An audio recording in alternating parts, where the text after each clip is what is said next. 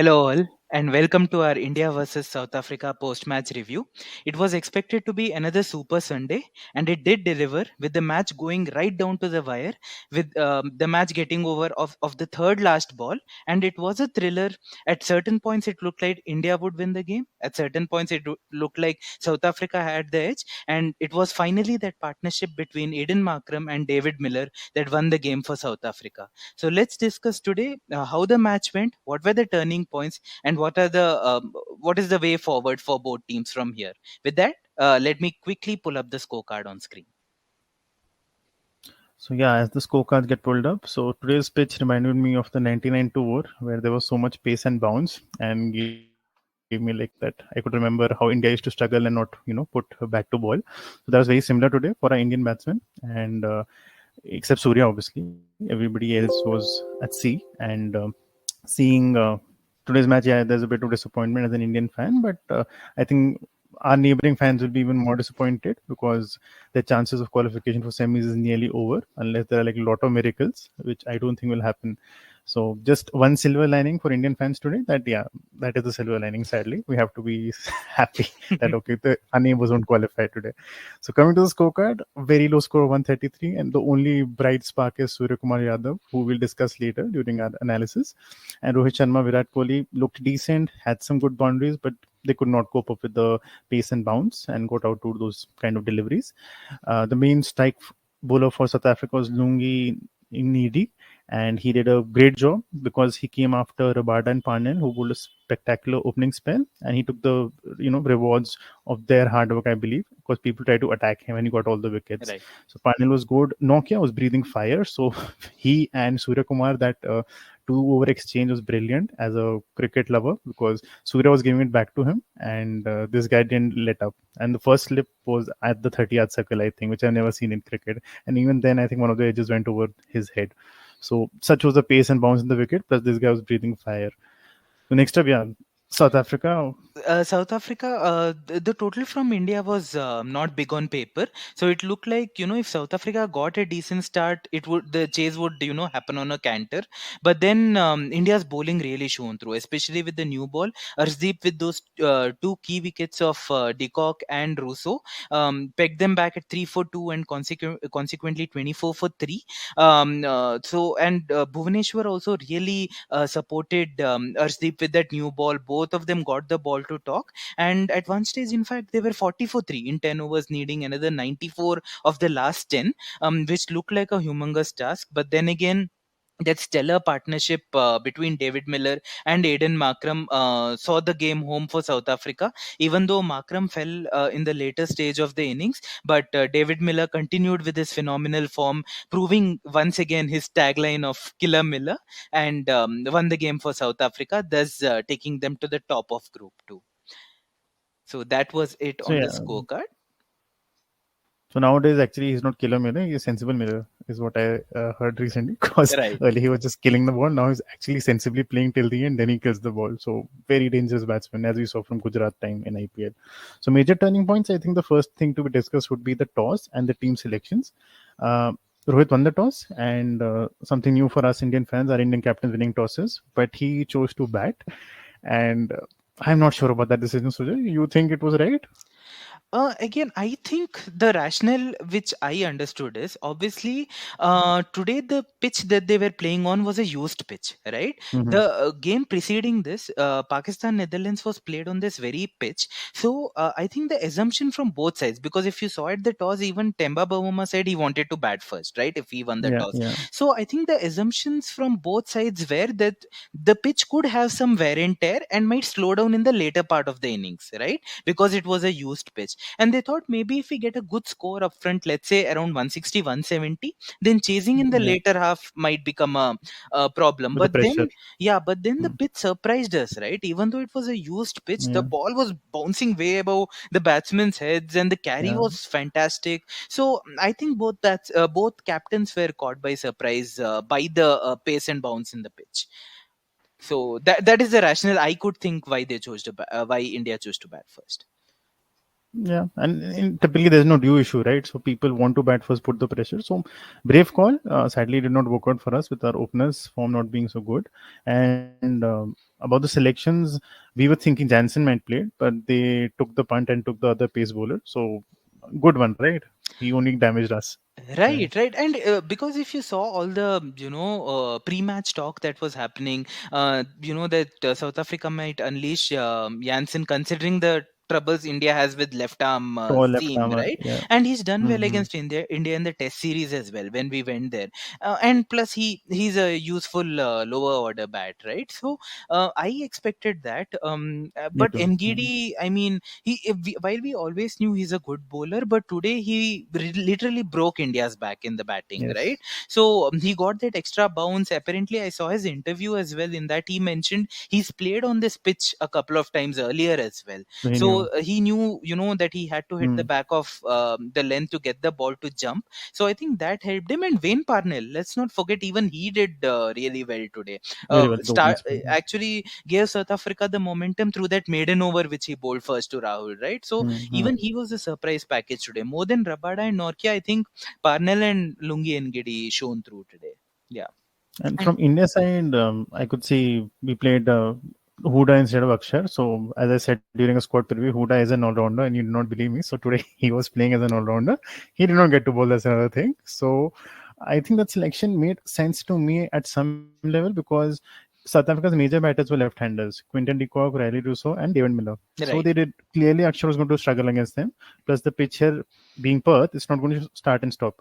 So he would be lined up against the left-handers. So from that logic, adding an extra batsman with our top order form made sense to me.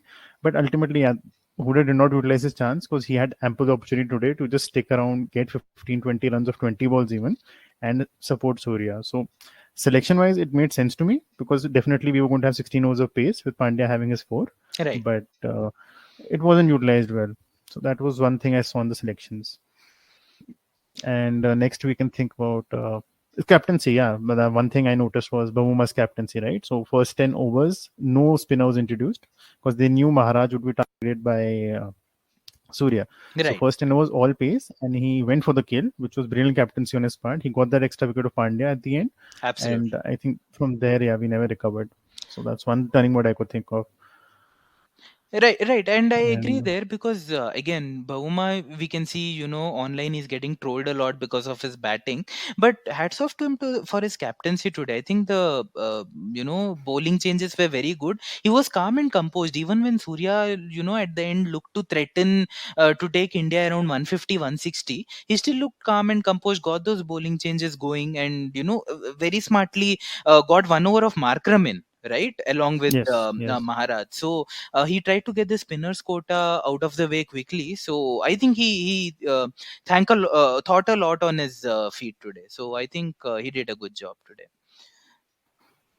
One thing I think Indian batting all over was not good. I think Surya Kumar also, he was fighting fire with fire. It worked out for him, so that was great. But rest of the batters, I won't count Kohli because he was looking gold today as you again, Right, and that pull that he hit could have gone for a six. It was just slightly missed it, and the batter just caught it on the boundary line, right? right. So it's not a bad dismissal, but others really struggled. It was like again the 90s bat India batsmen, bat to ball, they're not hitting, everything's whizzing past them. So that batting will need to be reconsidered, and they need to see how to fit in Rishabh. We'll discuss this later in the end of the show. So yeah, Sumit, a that's one question thing. here. Today we saw India, even though they were three down, they were four down. They're going very, they had Hmm. a very strong approach with the bat, right? They were looking very positive. Even though wickets were falling, they were trying to go for their shots. At no point did it seem like they were trying to play out the 20 overs and, get a respectable score on the board. What are your Yes, thoughts yes. on that?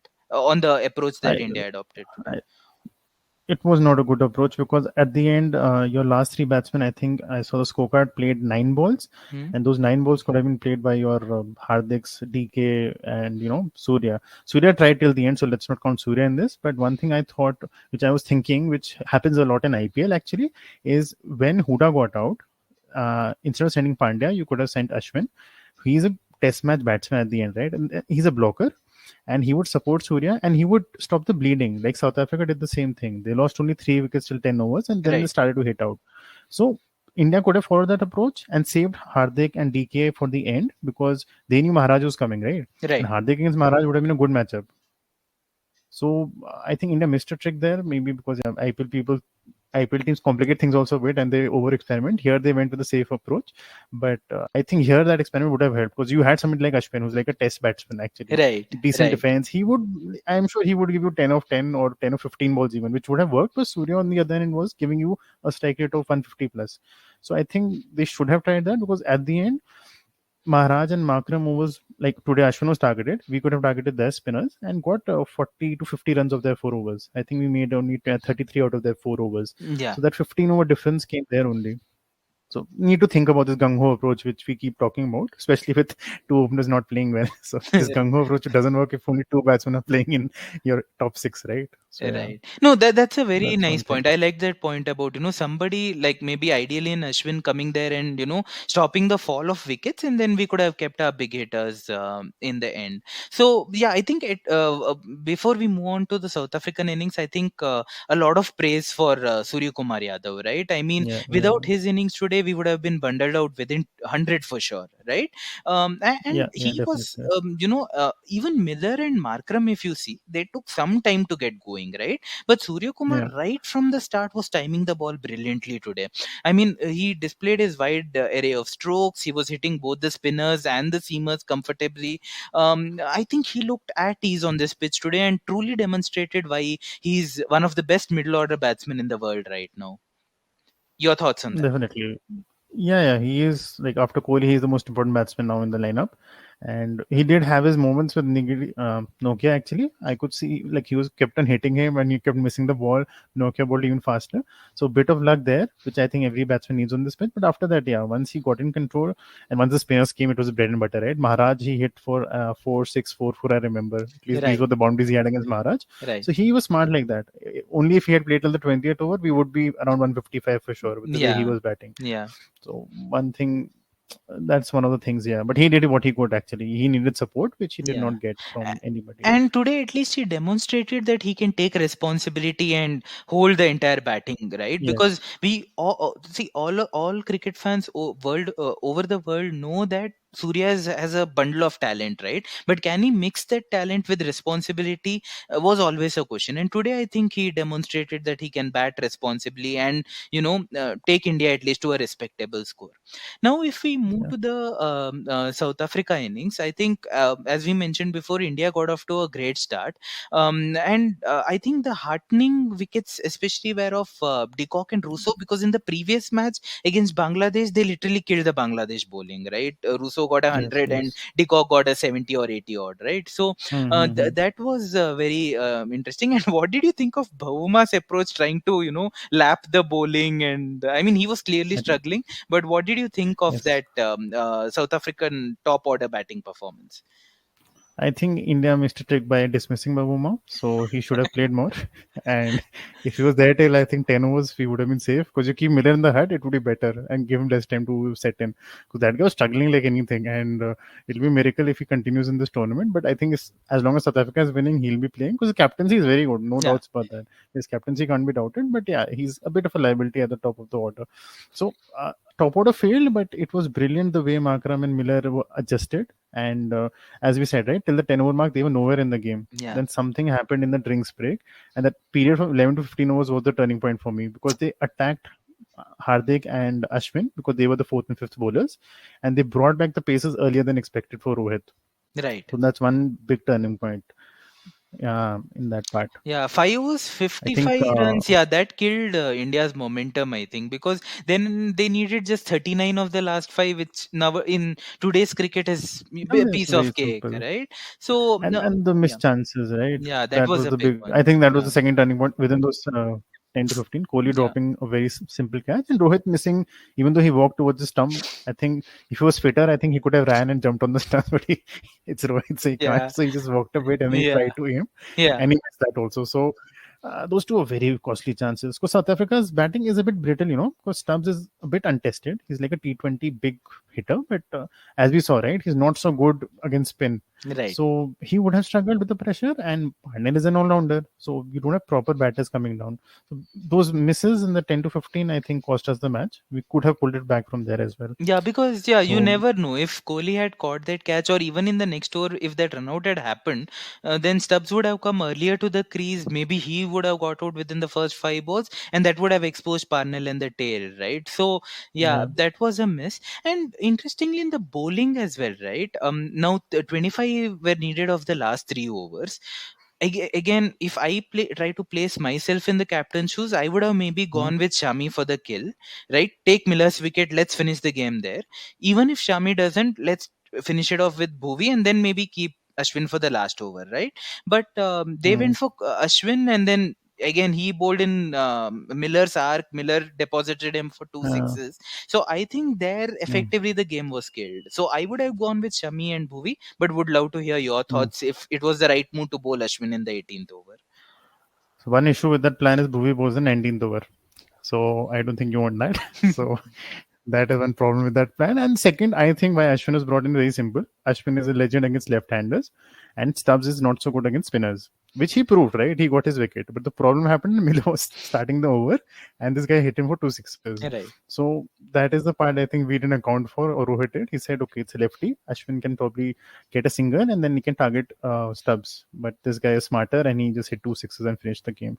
So I think more than that, the order of bowling, it is the kind of bowling, and I think the Indians forgot their strengths. They got too excited with this pitch, I Yeah. think, with the pace and bounce, because we had a lot of swing, and that's when we exploited the conditions and we were so good. But in the end, the bowling was very bad actually, because Arshdeep bowled a very sad last over as per me, because that guy has a Yorker, right? And he bowled zero Yorkers in the match, because and the swing was dead by then, so he had to resort to his T20 bowling, which he did not. And people, they were trying to beat South African batsmen who are set with short bowling. Now that would work if your pace was that much. South Africa could do that strategy because firstly, Indians are not so good against short ball, and secondly, they were 15 kilometers per hour higher than our bowlers. True. So that makes a difference, right? So in a nutshell, you could see the last over where I think I switched off the TV when Bhuvi bowled that terrible. So it's six of the last over. I know, we aren't going to win. The hope is that at least there's some good bowling and there's some plan. And this guy tries to bowl a short ball to Miller of all people who's batting at 50, and he's killing the bowling. So at 125, if you expect to bowl a short ball and get him out, that's not happening, right? So he hit the glove, it went for a boundary. So I think they missed a big trick with the bowling, because they thought they could ape the South African bowlers, but neither they are South African bowlers or nor they are Indian batsmen. So they need to see who they are playing, and they should stick to their strengths rather than copy, other people. So Right, yeah, and that's one big one I saw. interestingly, Sumit, in the first few overs when Arshdeep and Bhuvneshwar were bowling, at that time we actually didn't see any short pitch bowling, right? They were bowling nice test Yes, match lengths and getting the ball to yes, nip around.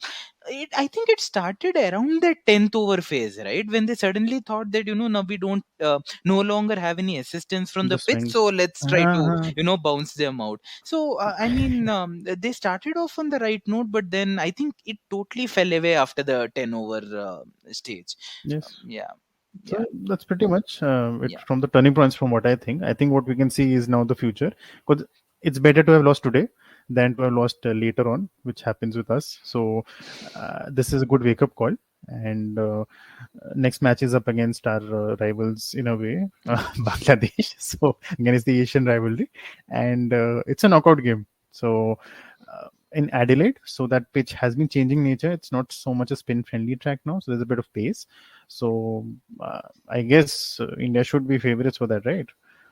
Yeah, So yeah, yeah, should be. I mean, again, the main thing with Bangladesh is again their batting is struggling, right? Shakib Al Hasan is no longer the batting legend that he was. I yes, remember yes, in the 2019 ODI World Cup, he was on fire, right? He was one of the top scorers. But I think recently he's lost his, batting consistency. Plus, Soumya Sarkar is very, inconsistent. So, yeah, I yeah, think, and the bowling doesn't have that much of firepower to trouble India. So that one in the the game after that against Zimbabwe also, India should sail through and make it to Yes, the yes. semis. But then this tournament has already taught us, that Given some no game stress. can be taken for granted. The amount of upsets that we have had in this tournament, I can't Mm. recollect any other tournament having so many Yes, upsets. yes. So let's see how it goes. Very, very interesting matches coming ahead. So a possible team changes, obviously the major big question mark is the opener, right? KL Rahul. So when he was playing good, he was Kamal Lajawab Rahul, and nowadays the joke is KL Rahul. Play, but he doesn't play anymore. So I don't know about this guy because we both have seen his batting, and unfortunately, it's mainly IPL. And I think there was a brief period in India, in Indian colors, when this guy was doing everything. I remember he was a vice captain, he was a keeper, he was playing middle order, he was opener, Right, so he was like the everyday man. He was like compared to Rahul Dravid at that time. I remember. right. So this guy has a talent, right? And management is backing him. That's fine, but now I think the time has come to get Rishabh Pant in, and luckily for him, there are too many openings now. Suddenly, after today's match, so there's Rahul, there's Huda, and there's Dinesh Karthik. All of a sudden, I mean, so no incident happened. Suddenly, the broadcaster shot to a frame of Dinesh Karthik holding his back. something So is, there was no yeah, incident also. It wasn't like he dived it, to catch he a didn't ball die. or he tried to hit a Yeah, shot where he pulled his back. So I don't know what happened suddenly there. yeah, by that logic, Rizwan should have been stretched out of in every match. That guy keeps falling in every match, no matter what, during batting, during bowling. Uh, So he should be stretched out of. yeah, Karthik was standing and doing good yeah, keeping. So yeah, hopefully it's not a serious injury. yeah, yeah, But I think Pant will be coming in the next match yeah, for somebody, yeah. considering there are some openings. And would you play Akshar in the next match? Again, I would make that call depending on the surface. Again, if it was Mm, traditional Adelaide surface, then you could say, yeah, it will turn and, Akshar will become a handful there. But as you mentioned as well, the pitch, Adelaide has changed its character over the last few years once the pitch has been relaid and the stadium was renovated. So it has become a more mhm. pacer friendly track. If it is a pacer friendly track, I would restrict it to one spinner and maybe go in with three seamers plus Pandya. Again, And so to answer your question, basically I'll see the pitch and then make that call. mm, Yeah. I I just the problem with this squad is we do not have a medium pace all rounder, right? So we will always stick to this 3+1 combination. Problem with Pandya is whenever he's the fifth bowler, he doesn't do well. He does well when he's a sixth bowler, and we don't expect much from him. So one very left field selection, which I don't think will happen, is getting Harshal Patel for Ashwin. Mm-hmm. Because ultimately, why is Ashwin playing ahead of Chahal? Because we know Chahal is a brilliant bowler, but we are playing Ashwin for his batting also. Right. So Harshal gives you that batting, and you want a spinner, he does spin also, right? Because WW is not Fast spinner. draw balls that draw Yeah. fast spinner. So I think he can bowl 140 balls also. So he gives you both varieties. So after today's performance, Ashwin will be under scrutiny because he got hammered, but not his pitch. I didn't expect him to do well. I Right. expected the normal 4 overs, 24, no wickets from him, Correct. which did Correct. not happen. So one selection could be to get Harshal in because you're lacking one pacer and you're depending on Pandya for the fourth one. So yeah, that. But Pant is the more realistic one, and let's see Akshar or Huda in the next match. So that's pretty much it from the next match point of view. Anything else you want to add? No, I think it's still not dooms and glooms for India.